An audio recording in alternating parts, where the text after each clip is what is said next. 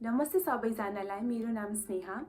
आजको भिडियो चाहिँ थोरै डिफ्रेन्ट हुनेवाला छ because I am always a dancer र चाहिँ मैले आफ्नो युट्युब च्यानलमा जहिले पनि मेरो डान्स भिडियोज अथवा भजनहरू अपलोड गरिरहेको हुन्थेँ। तर आज चाहिँ मैले आफ्नो एउटा जर्नी सेयर गर्न गइरहेको छु, इटिङ डिसअर्डर जर्नी। जब मलाई एनोरेक्सिया नर्भोजा भएको थियो, कसरी मैले एनोरेक्सिया नर्भोजा आइडेन्टिफाई गरेँ, कसरी चाहिँ मैले यसलाई ट्रिट गरेँ र चाहिँ कसरी म यो जर्नीमा अथवा चाहिँ कसरी इटिङ डिसअर्डर मलाई भयो र कसरी यो इटिङ डिसअर्डर ओभरकम गर्ने अथवा रिकभरी जर्नीमा मैले आफैलाई सपोर्ट गरेँ र कसरी चाहिँ सक्सेसफुल भएको भन्ने कुरा चाहिँ होल यो भिडियोमा मैले एक्सप्लेन गर्नेवाला छु। यो भिडियो मेरो क्यापस्टोन प्रोजेक्ट अन्तर्गत पर्दछ र मलाई यो भिडियो धेरै अगाडिबाट बनाउने मन थियो, but I did not have guts to come and sit in front of camera and then speak के मलाई एकदम डर लाग्थ्यो। तर चाहिँ all thanks to our doctor मलुवासको कारणले गर्दाखेरि चाहिँ मलाई आज इन्सपिरेसन मिल्यो कि म सबैजनाको अगाडि बसेर यसरी चाहिँ आफ्नो इटिङ डिसअर्डरको बारेमा केही शब्दहरू भन्न सकूँ, बिकज मैले यो सायद आफ्नो फ्यामिलीलाई पनि भनेको छैन होला र it is very hard. It happens with all the eating disorder patients that they are not able to share what they have gone through or what they are going through. So सबैभन्दा फर्स्टमा मैले चाहिँ मेरो भ्युअर्सहरू जसलाई सायद eating disorder छ होला अथवा छैन होला अथवा कुनै पनि मेन्टल डिसअर्डरबाट फेस गर्नु भइरहेको छ, जहिले पनि उहाँहरूलाई चाहिँ के सजेसन गर्न चाहन्छु भन्दाखेरि स्पिकअप, कसैलाई भन्नुहोस्, यसले हजुरलाई एकदम धेरै हेल्प गर्छ है। अनि आजको भिडियो चाहिँ एउटा मेडिकल एडभाइसको रूपमा नलिदिनु होला, यो जस्ट एउटा मेरो स्टोरी हो, इन्सपिरेसनल स्टोरी हो र चाहिँ यसको पर्पज भनेको जस्ट अवेर गर्नु मात्रै हो। I am not a doctor or I am not a nutritionist, त्यही भएर चाहिँ यो भिडियोलाई चाहिँ एउटा एडभाइसको रूपमा नलिनु होला, it is just an awareness video र यो भिडियो चाहिँ नेपाली भाषामा हुनेवाला छ बिकज यसले नेपाली अडियन्सहरूलाई टार्गेट गरेको छ। यसमा इङ्ग्लिस सबटाइटल पनि छ, त्यही भएर त्यो सिसी क्याप्सनमा हजुरले क्लिक गर्नुभयो भने चाहिँ इङ्ग्लिस सबटाइटल्स हजुरहरूले पाउन सक्नुहुन्छ। र सुरु गरौँ आजको मेरो स्टोरीबाट। जब म ग्रेड 10मा थिएँ तब मलाई एन्जाइटी भएको थियो र मेरो एन्जाइटीको प्राइमेरी कारण भनेको स्ट्रेस थियो। स्ट्रेस के को त भन्दाखेरि एउटा भनेको त I was growing, right, adolescence, उमेर त्यो हुन्छ नि, I was like growing and then I was having responsibilities, उताबाट रेस्पोन्सिबिलिटी आइरहेको छ, प्लस त्यसै माथि I was always a perfectionist girl. मलाई हरेक कुरामा एकदम पर्फेक्सन चाहिन्थ्यो कि। अनि चाहिँ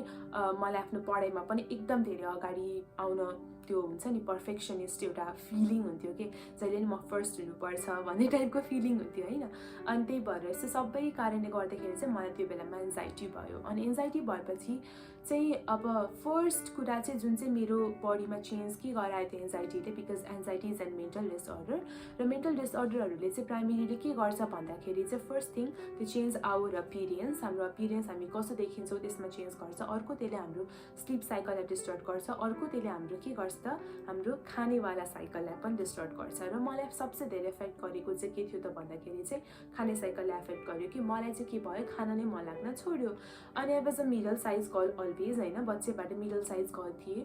अनि जब मैले खाना कम गर्न थालेँ तब I lost little bit of weight. अनि मलाई चाहिँ गुड फिलिङ भयो कि जब ऐनामा हेर्थेँ नि इज मिडल साइज गर्ल अनि I was like little thin and lean and looked good at that time. अनि मलाई चाहिँ भनेपछि मलाई धेरै खाना जरुरी पनि छैन, यति खाए त हुँदो रहेछ यस्तो फिलिङ हुन थाल्यो। अनि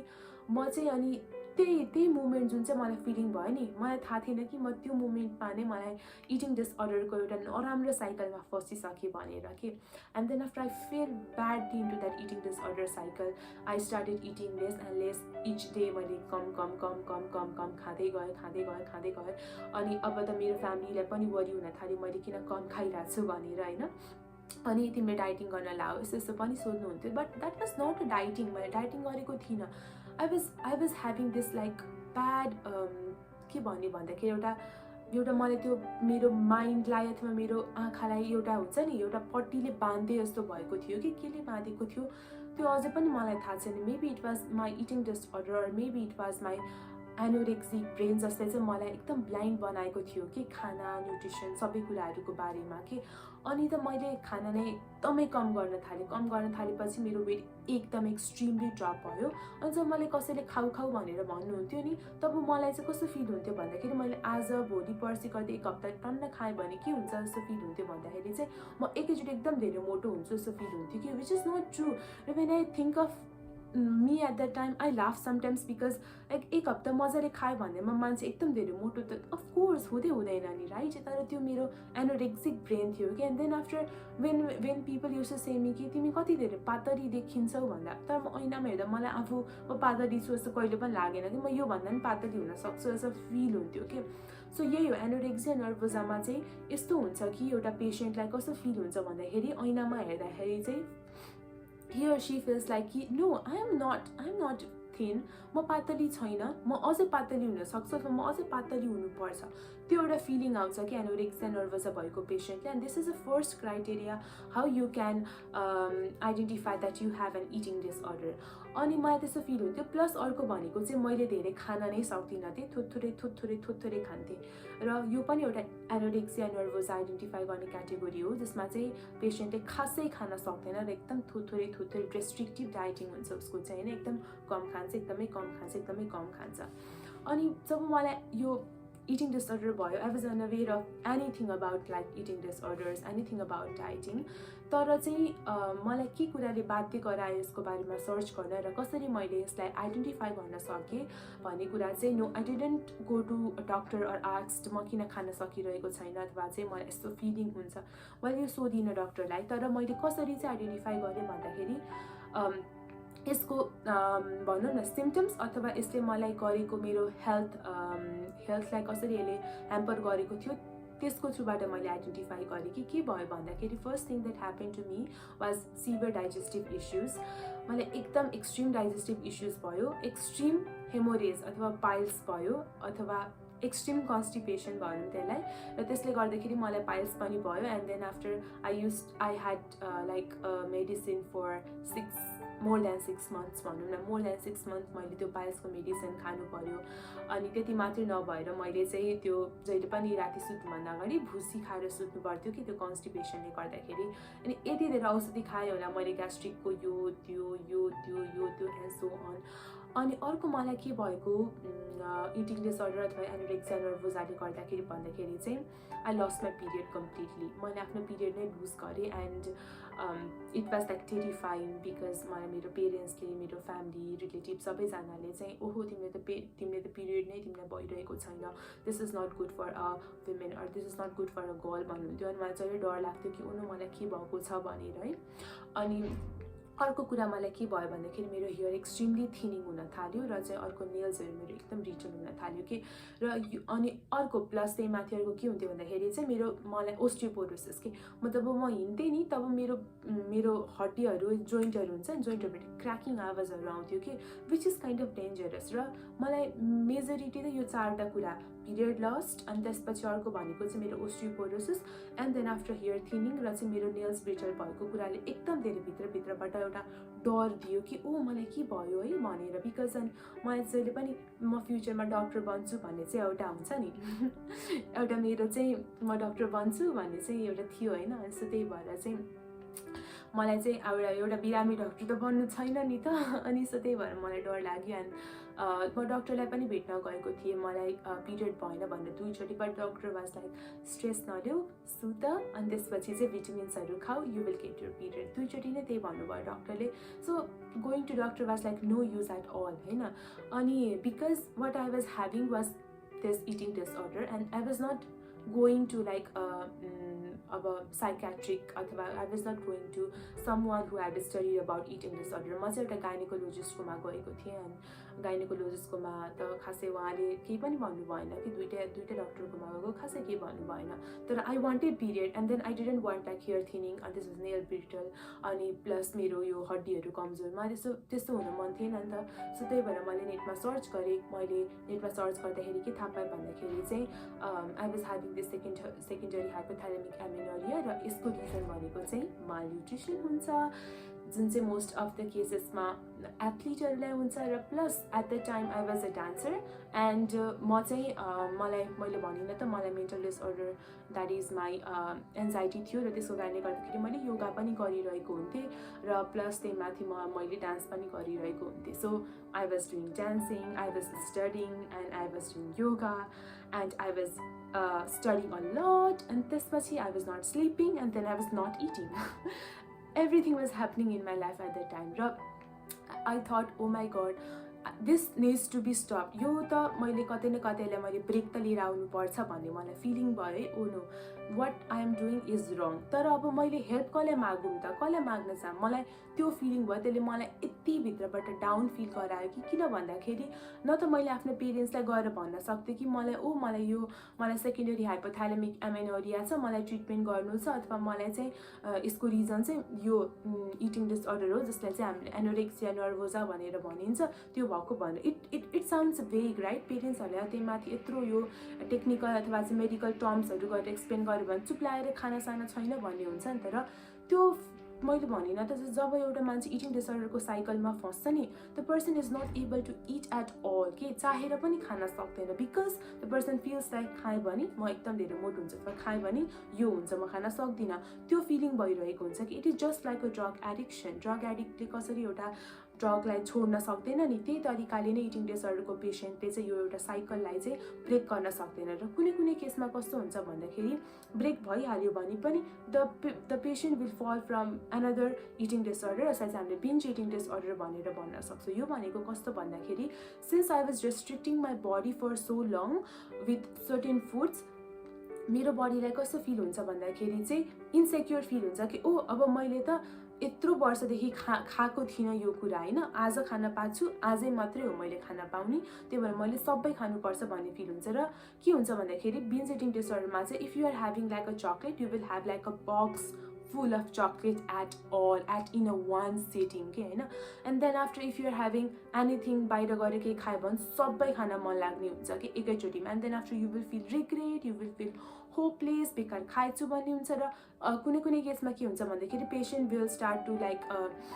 भोमिट अथवा चाहिँ ल्याक्सेटिभ खाएर त्यो सबै कुराहरू फाल्न खोज्छ जसलाई चाहिँ हामीले बुलिमिया नर्भोजा भनेर भन्छौँ त्यो इटिङ डिसअर्डरमा फल गर्न सक्छ since I was studying about eating disorder and studying about this hypothalamic amenorrhea नेटको थ्रुबाट मलाई चाहिँ त्यो एउटा फेरि बुलिमिया नर्भोजा अथवा चाहिँ त्यो बिन्ज इटिङ डिसअर्डरको साइकलमा फस्न थिएन कि and I was very helpless so मलाई के गर्ने कस्तो गर्ने केही थाहा थिएन आई वाज भेरी कन्फ्युज अनि मैले यस्तै अहिले मैले भिडियो बनाएको छु यस्तै भिडियोहरू हेरेँ अझै रिसर्चहरू गरेँ and then I decided and then said to my mom कि मम्मी मलाई चाहिँ अब म राम्रोसँग खान्छु ब्यालेन्स तरिकाले खान्छु र म चाहिँ अब बिहान उठेर चाहिँ मैले मेरो ब्रेकफास्टमा यो खान्छु प्रोटिन होस् यो ब्रेकफास्टमा लन्चमा पनि मेरो यो तरिका यो होस् अनि प्रोटिन होस् अनि यो होस् यसरी खान्छु अनि त्यसपछि मैले आफ्नो पिरियड ब्याक गेन गर्न सक्छु भनेर भने so I use my period as a tool to recover from this eating disorder as well as to gain back my period and मैले एकदमै राम्रोसँग ब्यालेन्स्ड वेमा खाएर यो बेला मलाई multiple times I felt like giving up I cried a lot है अनि त्यसपछि मेरो त वेट गेन हुँदाखेरि I felt so bad even if like the world was like तिम्रो वेट त्यस्तो धेरै छैन भन्दा पनि मलाई यति धेरै वेट गेन गरे जस्तो फिल हुन्थ्यो यस्तो एकदम धेरै आफ्नो शरीर भारी भएर कस्तो भयो जस्तो फिल हुन्थ्यो but still I was like fighting कि no I should get my period back no I should overcome this eating disorder त्यो एउटा हुन्छ नि भित्रबाट जुनुन भनौँ न त्यो थियो र यो किन भयो भन्दाखेरि चाहिँ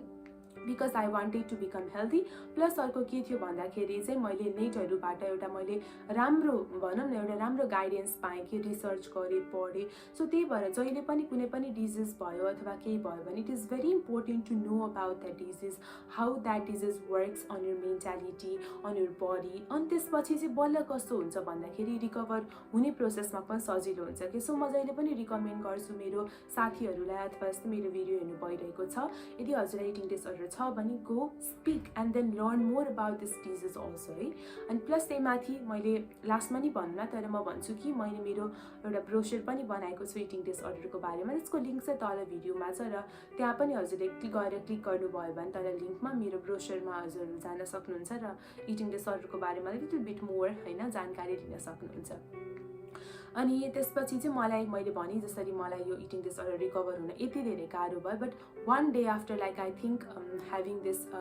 good food, राम्रोसँग ब्यालेन्स डायट खाएर after maybe I think it was almost more than a year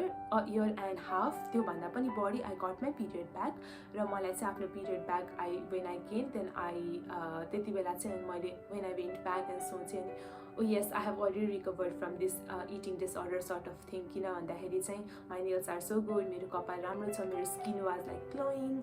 and मलाई feel भयो कि yes this is my victory and this is indication that my body is functioning well. अनि I was very happy र यसरी चाहिँ मैले आफ्नो eating disorder लाई चाहिँ recover गरेको र चाहिँ सायद मेरो मम्मीले मलाई सपोर्ट नगर्नु भएको भयो त्यो बेलामा जब मम्मीले भनेको थियो कि मम्मी मलाई मेरो पिरियड गेन ब्याक गर्नु हो त्यही भएर मलाई चाहिँ बिहान म यो खान्छु यसपछि यो खान्छु भन्दाखेरि मम्मीले हुन्छ नभन्नु भएको भए सायद म यसरी चाहिँ यो इटिङ डिसअर्डरबाट रिकभर गर्न सक्दिनँ त्यो होला. So all thanks to my mom too. त्यही भएर always speak with your mom है यदि यस्तो इटिङ डिसअर्डर भएको छ भने पनि. यसको रिकभरी कसरी हुन्छ भन्दाखेरि mainly even like if you talk with your therapist अथवा कसैसँग गएर डक्टरसँग गएर भेट्नु भयो भने पनि उहाँहरूले जहिले पनि फर्स्टमा मेनली एडोलेसेन्ट्सहरूलाई चाहिँ फ्यामिली बेस्ड थेरापी नै गराउँछ ताकि चाहिँ उसले चाहिँ यो हुन्छ नि यो मेन्टल डिसअर्डर हो नि त यो मेन्टल डिसअर्डरबाट चाहिँ उसले बिस्तारै रिकभर हुन सकोस्. र अर्को भनेको कग्निटिभ बिहेभियरल थेरापी हो जुन चाहिँ अब अलिकति एडभान्स्ड हुन्छ र मेनली चाहिँ यो चाहिँ एडोलेसेन्ट्स भन्दा नि टिनेजर्सहरू भन्दा पनि माथिको एडल्टहरूलाई चाहिँ यो थेरापी चाहिँ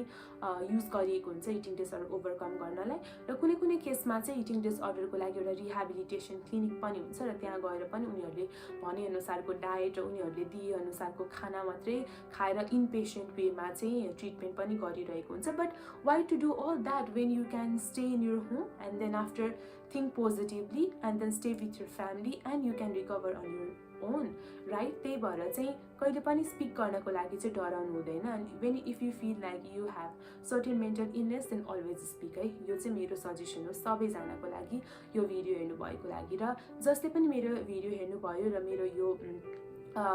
यो टकलाई चाहिँ इन्सपिरेसनल ठान्नुभयो अथवा चाहिँ हेल्पफुल छ जस्तो लाग्छ भने चाहिँ प्लिज सेयर गरिदिनु होला. बिकज आई वान्ट कि मेरो भिडियो अथवा मेरो आवाज चाहिँ धेरैभन्दा धेरै फिमेल मेनली एडोलेसेन्ट्स अथवा टिनेजर्सहरूसँग पुगोस् ताकि यदि उहाँहरूलाई इटिङ डिसअर्डर छ भने चाहिँ पहिले नै आइडेन्टिफाई गर्न सक्नुहोस् र चाहिँ यो चाहिँ लङ टर्मको इटिङ डिसअर्डरमा कन्भर्ट नहोस्. बिकज एनोरेक्सिया नर्भोजा भनेको चाहिँ यस्तो इटिङ डिसअर्डर हो जसको सबैभन्दा हाइएस्ट डेथ रेट हुन्छ कि अब जब हजुरले खानु नै हुँदैन कम गर्दै गएपछि ब्रेन त शट डाउन हुन्छ नि त. कस्तो केस यस्तो पनि केसहरू छ कि जब हार्ट नै एकदम स्टप हुन्छ बिट गर्न अथवा हार्ट नै इरेगुलरली बिट हुन थाल्छ,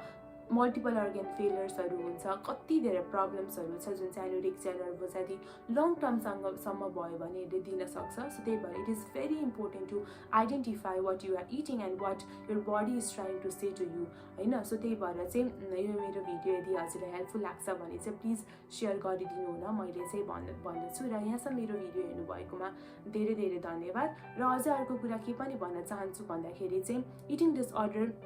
भनेको it is again I will जहिले पनि एउटा यो साइकलमा चाहिँ के अरे आफ्नो बडी चाहिँ जान खोजिरहेको हुन्छ कि बिकज यो चाहिँ कहिले पनि कम्प्लिटली रिकभर हुने एउटा डिजिज होइन. It is a kind of disorder. So your body might go back into eating disorder multiple times and can recover back multiple times from the eating disorder also. र मलाई पनि धेरैचोटि नै म फेरि पनि इटिङ डिसअर्डरमा जान लाग्दै रोकेको पनि छु होइन. सो त्यही भएर चाहिँ it is a very hard journey to completely eradicate or completely get this eating disorder thing away from your body. But I will suggest everyone to be very hopeful. who are suffering from eating disorder like this anorexia nervosa र recovery is possible. So त्यही भएर नडराइकन चाहिँ आफ्नो यो जर्नीलाई चाहिँ अगाडि बढाउनु होला. धेरै धेरै धन्यवाद यहाँसम्म मेरो भिडियोलाई हेरिदिनु भयो, राम्रोसँग सुनिदिनु भयो. र यदि हजुरले चाहनुहुन्छ कि मैले यसै मेरो अझै जस्ट आई सेड कि मलाई एमेनोरिया भएको थियो, सेकेन्डरी एमेनोरिया, हाइपोथालेमिक एमेनोरिया, कसरी रिकभर भएँ भनेर डिटेल प्रोसेसमा मेरो के अरे लाइफ स्टोरी सुन्न चाहनुहुन्छ अथवा म कसरी के खाएँ मैले रिकभर गर्नको लागि त्यो सुन्न चाहनुहुन्छ भने कमेन्ट गर्नुहोला. तल मैले त्यो भिडियो पनि छिटै बनाउनेवाला छु. प्लस मैले स्ट्रेसको बारेमा, मैले एन्जाइटीको बारेमा खासै धेरै भने होइन यो भिडियोमा. र यदि हजुरले चाहनुहुन्छ कि मैले मेरो एन्जाइटीको र मेरो स्ट्रेस मैले कसरी कम गरेँ र कसरी ओभरकम गरेँ त्यो कुरा पनि मैले एक्सप्लेन गर्नु भने पनि हजुरले यो तल भिडियोमा कमेन्ट गर्न सक्नुहुन्छ. र चाहिँ यदि हजुरलाई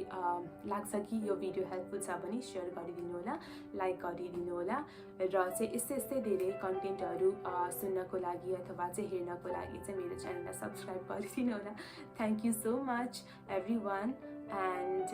love you all. Take care and don't forget that recovery is possible.